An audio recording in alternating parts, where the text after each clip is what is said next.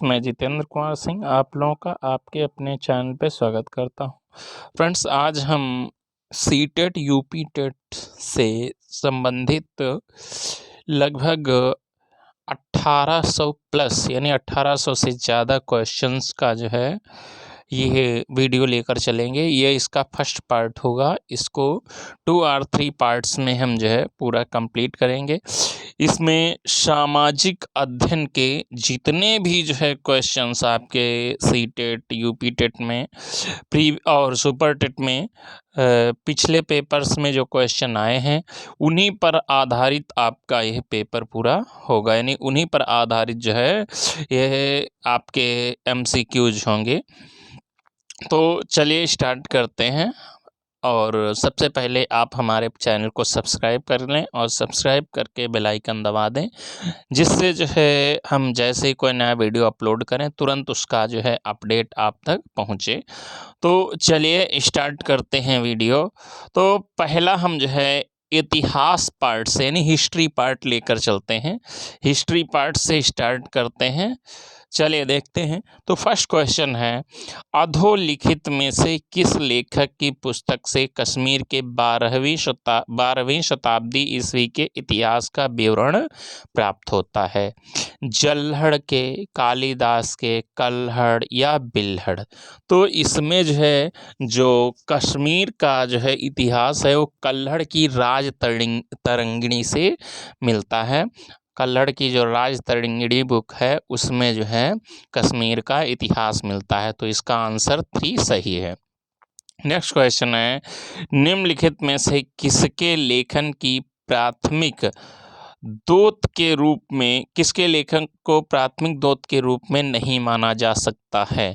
अबुल फजल, रास सुंदरी देवी, जियाउद्दीन बर्नी, मुजफ्फर आलम? तो इसका जो है आंसर नंबर 4 सही है। मुजफ्फर आलम को हम जो है प्राथमिक दोत के रूप में, दोत ही नहीं यहाँ पर स्रोत होना चाहिए, प्राथमिक स्रोत के रूप में नहीं माना जा सकता है।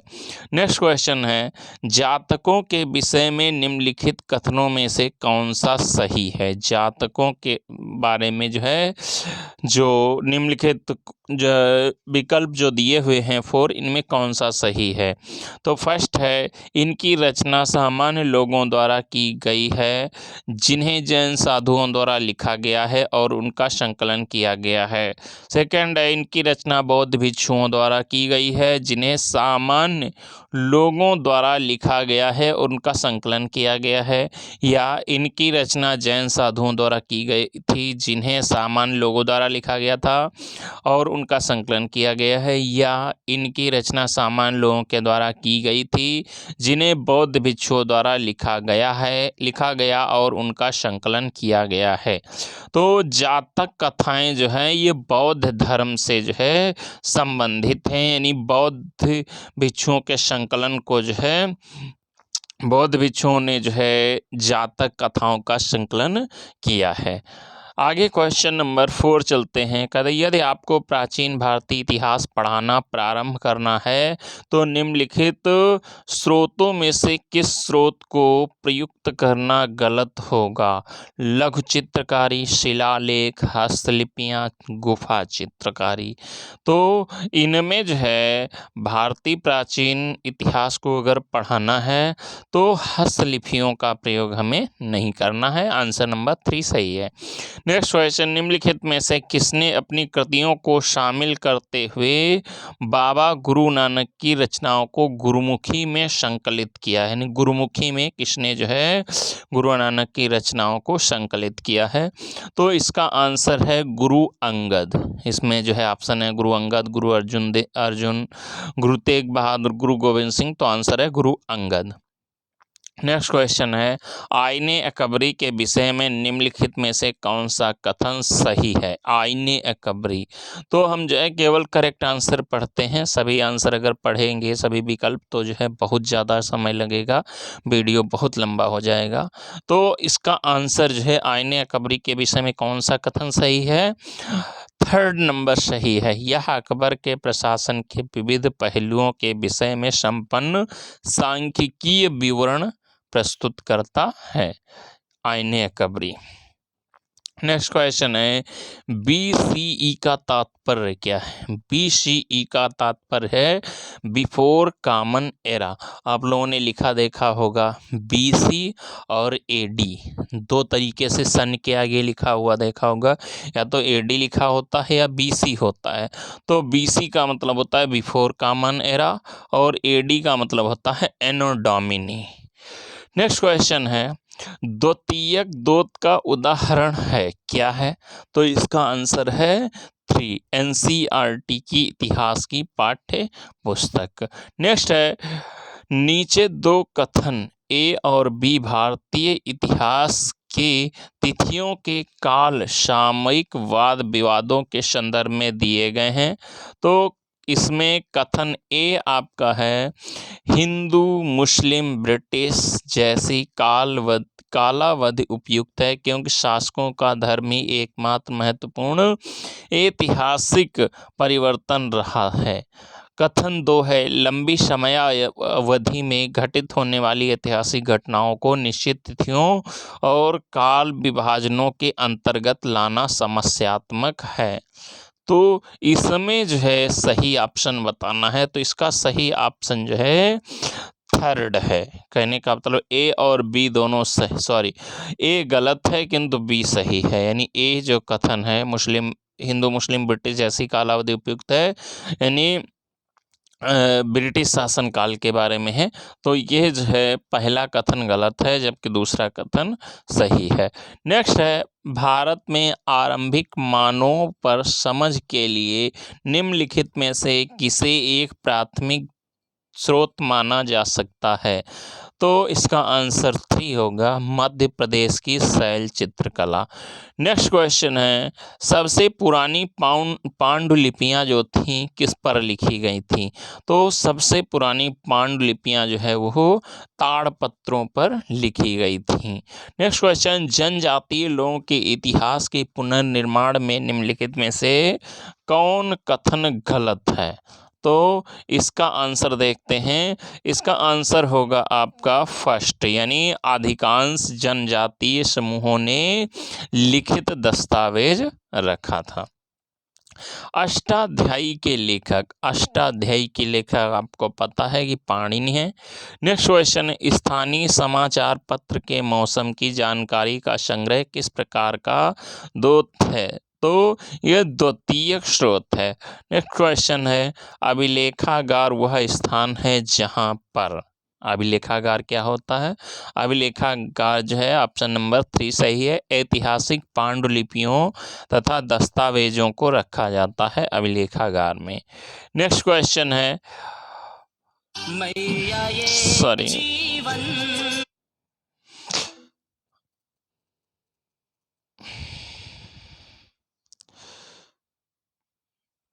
नेक्स्ट क्वेश्चन है कि मालती माधव नामक नाटक की रचना किसने की। तो आंसर है बाणभट्ट ने मालती माधव नाटक की रचना की थी। नेक्स्ट क्वेश्चन है गणितज्ञ तथा खगोल शास्त्री आर्यभट्ट ने आर्यभट्टीयम नामक पुस्तक निम्नलिखित भाषाओं में से किसमें लिखी थी। तो आंसर है संस्कृत में। आर्यभट्टीयम जो है वो संस्कृत में लिखी गई है।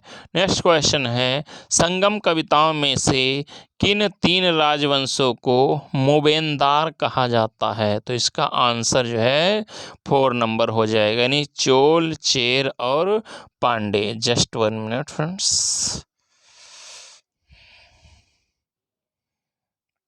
चलिए आगे बढ़ते हैं।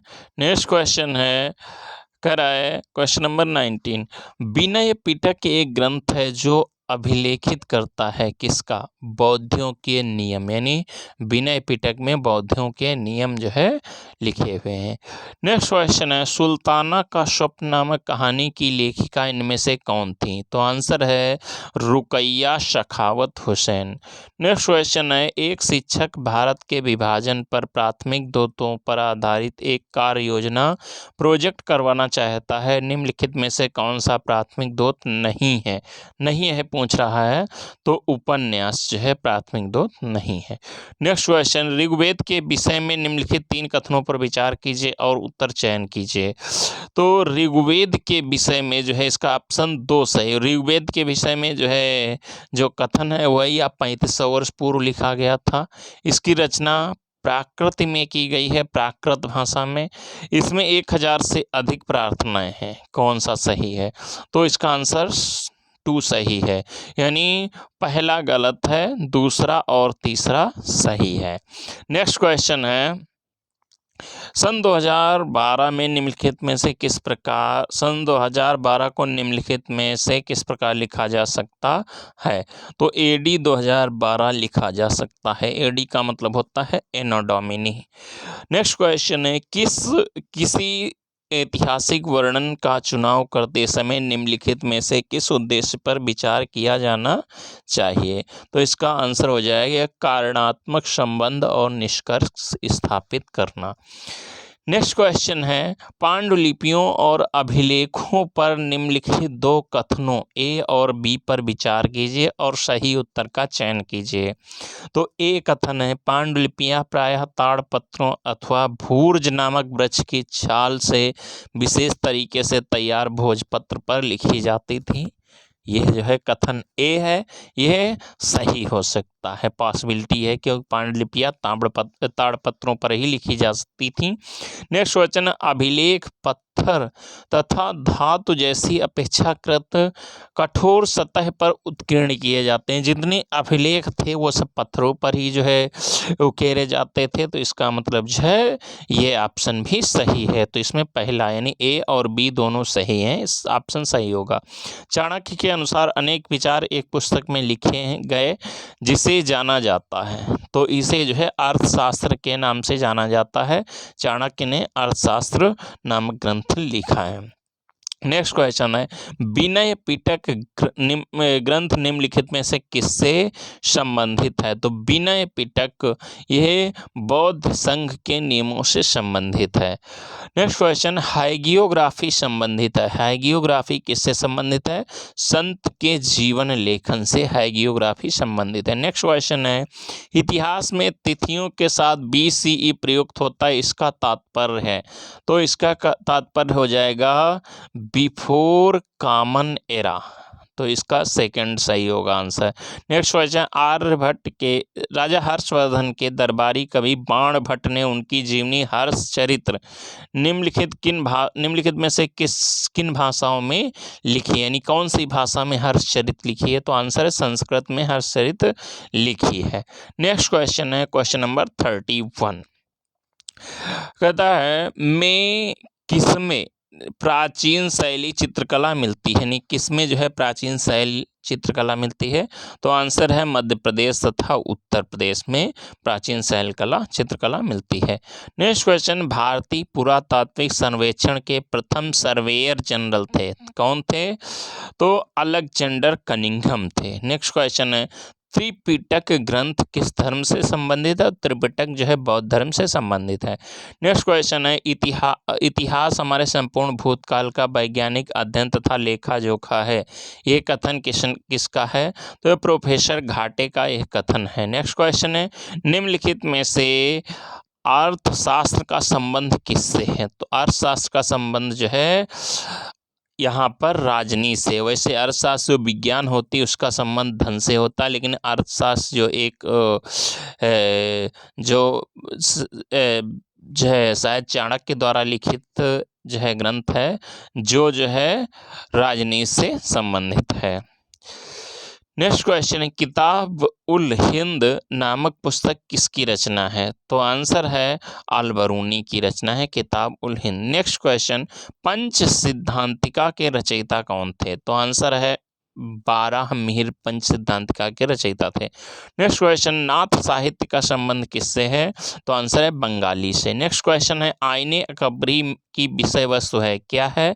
आईने अकबरी की विषय वस्तु जो है वो जो है आईने अकबरी की विषय वस्तु आपकी जो है अकबर के प्रशासन का वर्णन है आईने अकबरी में। नेक्स्ट क्वेश्चन है, निम्नलिखित में से कौन सुमेलित नहीं है? इतिहासकार और पुस्तक दिए हुए हैं, तो इसमें फ़क्र ए मुदब्बिर ये फुतुहा सलातीन की नहीं है। बाकी जो है बाकी सभी ऑप्शन जो है सही हैं। कॉमन एरा क्या है? तो कॉमन एरा जो है क्रिश्चियन एरा, जो अब दुनिया के अधिकांश देशों में स्वीकृत है। मलयालम पुस्तक लीला तिलकम की विषय वस्तु क्या है? तो व्याकरण है। आदिवासी यानी जनजातीय लोग अपना पिछला लिखित रिकॉर्ड नहीं रखते हैं। वर्तमान के इतिहासकार आदिवासी इतिहास कैसे लिखते हैं? तो वाचिक परंपराओं का प्रयोग करके जो है लिखते हैं, यानी जो है एक दूसरे को जो है पूर्वजों से जो बात जानते हैं उनको पता चलती है वही लिखते हैं। नेक्स्ट क्वेश्चन, ऐतिहासिक स्थल वह है जहां अतीत के स्मृति शेष अवशेष मिलते हैं। नेक्स्ट क्वेश्चन है, भारतीय इतिहास में 20वीं शताब्दी का तीसरा दशक महत्वपूर्ण रहा क्योंकि कर्नल टॉड की एनल्स का प्रकाशन हुआ, कौटिल्य लिखित अर्थशास्त्र की प्रतिलिपि मिली, या अशोक के शिलालेखों को पढ़ा गया। तो इसमें जो है कौन सा ऑप्शन सही होगा? सिंधु घाटी की इसमें सभ्यता की खोज हुई, सिंधु सभ्यता की खोज इसमें इस काल में हुई थी। नेक्स्ट क्वेश्चन है, भारतीय इतिहास को प्राचीन, मध्य और आधुनिक कालों में विभाजित करने की समस्याएं भी हैं। निम्नलिखित में से वह कौन सी समस्या है? तो आंसर है थर्ड। यह संकल्पना पश्चिम से ली गई है जहां आधुनिक काल विज्ञान, तर्कणा, लोकतंत्र, स्वतंत्र और समानता से संबंधित है। इंडिका के लेखक जो है मेगास्थनीज हैं। नेक्स्ट क्वेश्चन है, 19वीं शताब्दी के मध्य में ब्रिटिश इतिहासकारों ने भारत के इतिहास को 3 कालों में बांटा हुआ था, हिंदू भारत, मुस्लिम भारत और ब्रिटिश भारत। इस विभाजन का आधार क्या था? तो आंसर इस विचार पर आधारित है कि शासकों का धर्म एक महत्वपूर्ण ऐतिहासिक परिवर्तन था। मलिक मोहम्मद जायसी किस ग्रंथ के रचयिता है? तो मलिक मोहम्मद जायसी ने पद्मावत लिखा है। नेक्स्ट क्वेश्चन है, प्राचीन भारतीय इतिहास का महत्वपूर्ण साहित्यिक स्रोत क्या है? तो आंसर हो जाएगा संस्कृत साहित्य। नेक्स्ट क्वेश्चन है, नूहे सिपियर के रचनाकार? तो अमीर खुसरो जो है इसके रचनाकार थे। नेक्स्ट क्वेश्चन, अजंता की गुफाएं स्थित है महाराष्ट्र में। बौद्ध धार्मिक ग्रंथ विनय पिटक की विषय वस्तु क्या है? भिक्षुओं के नियम। गीता है, गीता क्या है? महाभारत का एक भाग है। नेक्स्ट क्वेश्चन, प्राथमिक और द्वितीयक स्रोतों में अंतर है, क्या है?